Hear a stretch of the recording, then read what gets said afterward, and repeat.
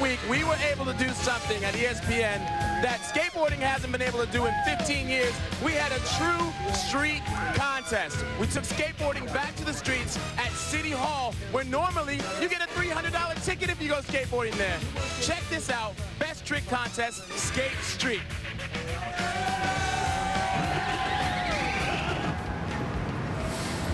We were trying to get the most out of this we could, because it ain't gonna be there tomorrow, you know what I mean? It was right then and right there. Finally get a chance to skate there without the police bothering them or anybody else, and everybody kind of embraced it. I mean, letting us have City Hall for a day was the best thing they could have ever done.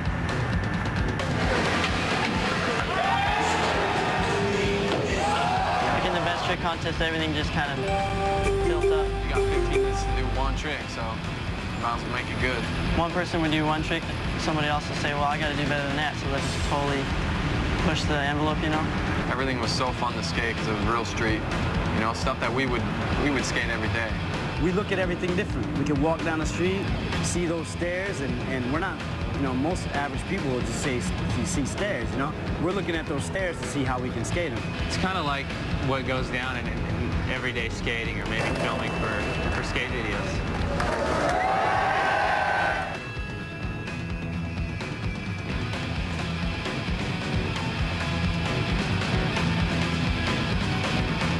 When people start feeding off each other like that and that kind of energy, then that's when you get the greatest performances, and that's certainly what we got out of this contest. On your average straight bench.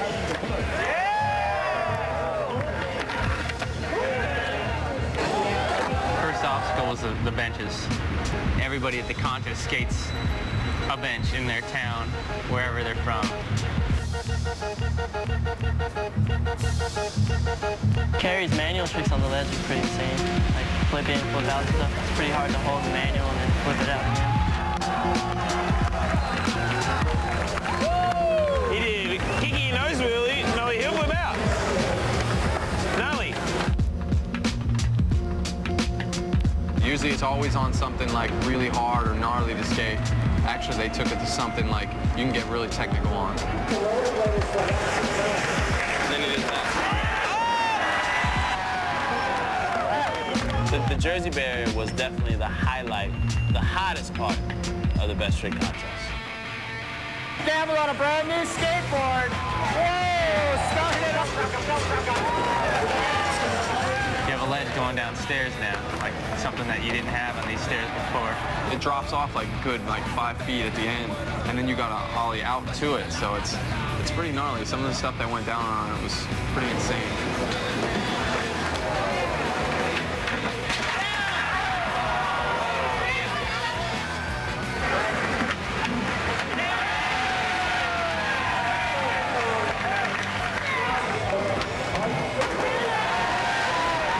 We're killing it, killing it. It was cool, like just going through this corridor of people after you do their trick. Sometimes they like close in and you have to get them out of the way. Okay, that's a big move. That's probably the biggest move so far. Switch point and grind. I get distracted really easily, so it's kind of hard for me to skate when there's like faces and kids and guys with cameras everywhere. At the best trick contest, I made one pretty good trick, and I figured I could back it up with a second trick. I stepped off my board wrong, just landed all my weight straight onto my heel, and it was like just the sharpest pain, just shooting up. We move on to this round right here, and I'm going to say that McCrank is ahead right now, and he's casually still sitting on top, and we've got a lot more to go.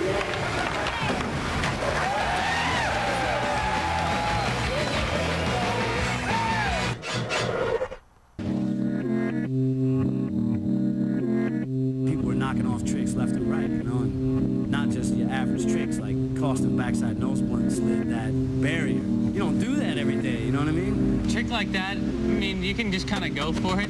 Me, I gotta kind of work my way into it. I feel like I can't stop until I do it.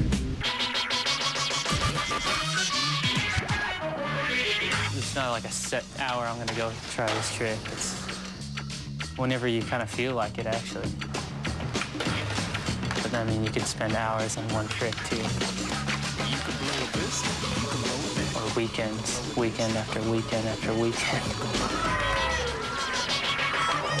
I guess it can be somewhat unappreciated because it's not shown.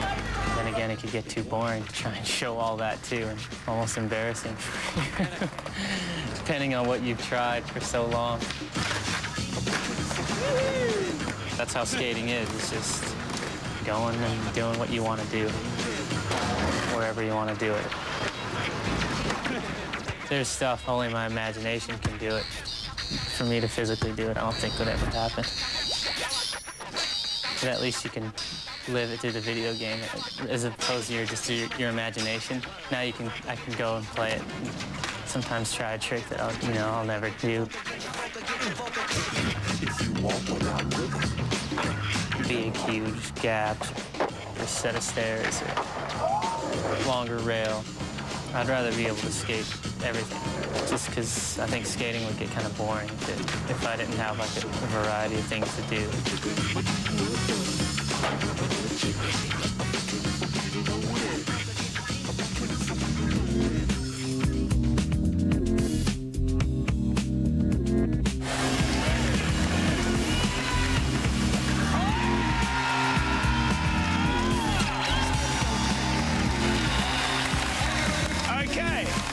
Backside nose blunt slide, and we can leave that part of the course because he just won that area. Hey, you know how they were telling me how to do it, and I couldn't figure it out. Just lean to the side, huh? They were saying center your weight, don't go too fast. Lean forward. You hear that? Did you say lean forward? Was it you? Forward. Yeah, the future of skateboarding, right there. A lot of people just got worn out. I think there's 3 spots, so it was like half an hour just constantly skating and trying to do something hard. I was tired, but I wanted to get at least one trick on everything so I can average out and win some bills.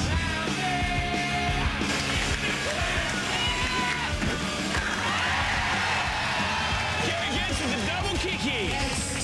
And I think it was kind of scary because it was short on one side, tall on the other, and it was just a blind drop over this wall, and then there's the bottom where you ride down, there's 2 cement benches.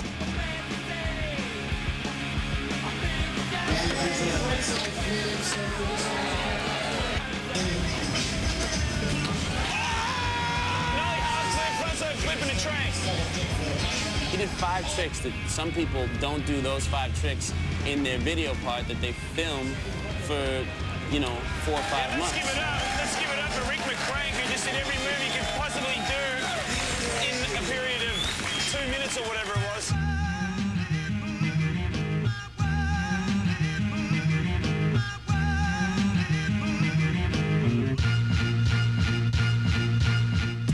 I like the best tricks. They need to do them in every contest. This time it was just something new and fun, so like, it's just us in the park. Hopefully we have more contests like that. It's just gonna be a really good memory, I know they're gonna do it next year, and I can't wait for that.